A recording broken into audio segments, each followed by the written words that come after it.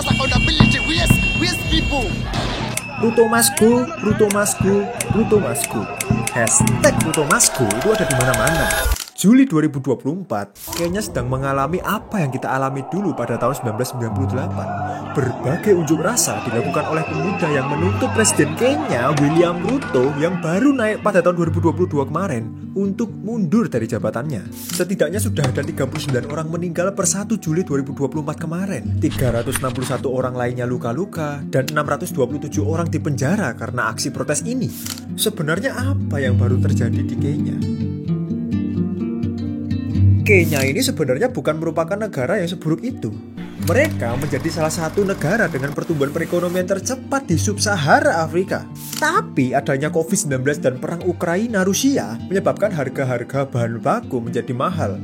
Dan untuk mengatasi hal itu, pemerintahan sebelumnya menganggarkan subsidi untuk komoditas tertentu, termasuk BBM dan tepung maizena.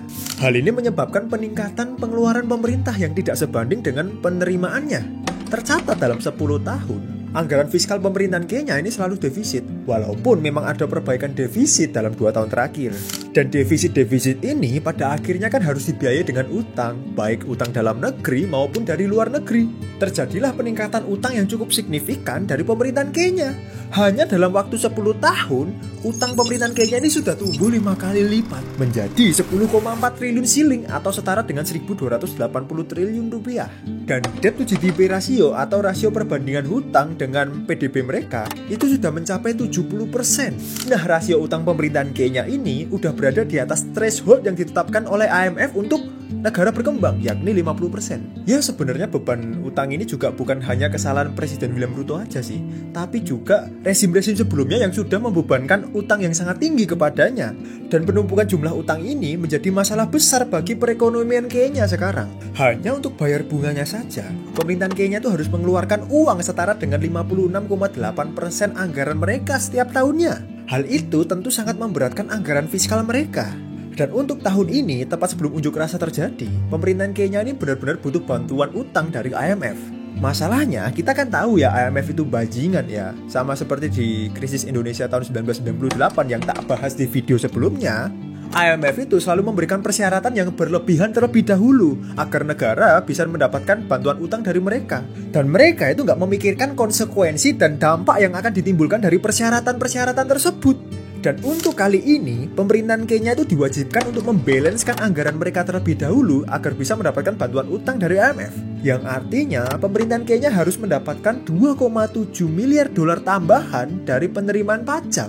Tapi Ruto iki edan pekok aneh. Semuanya dipajakin dan pajaknya dinaikin sama paman Ruto ini. Mulai dari menaikkan pajak impor dari 2,5% menjadi 3%, kemudian menetapkan 25% bea masuk untuk minyak sayur, 16% pajak untuk roti. Bayangin roti. Sampai barang-barang lain seperti HP, handuk, dan pampers. Bukan cuma itu, bahkan fasilitas umum seperti rumah sakit dikenakin pajak hingga 16%.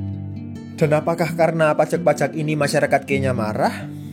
No. Yang lebih menyebalkan lagi adalah di saat pemerintahan sedang kesulitan ekonomi dan menaikkan pajaknya, Ruto berserta kroni-kroninya malah hidup dalam kemewahan.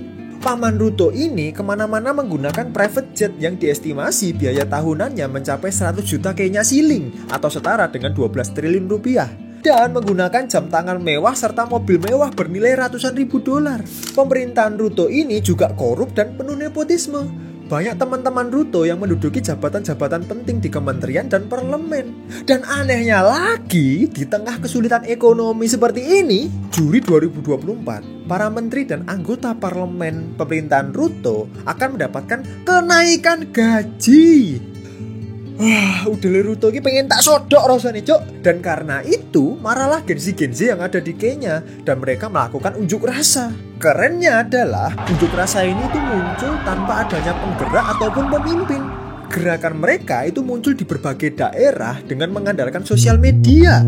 Young Kenyans are demonstrating for their rights. They're demonstrating with flags and banners. Akan tetapi, pemerintahan Kenya ini merespon dengan polisi-polisi bersenjata dan polisi-polisi tersebut diizinkan untuk brutal. Akibatnya 39 orang meninggal, 361 orang lainnya luka-luka, dan banyak pula aktivis yang diculik dan dipenjara.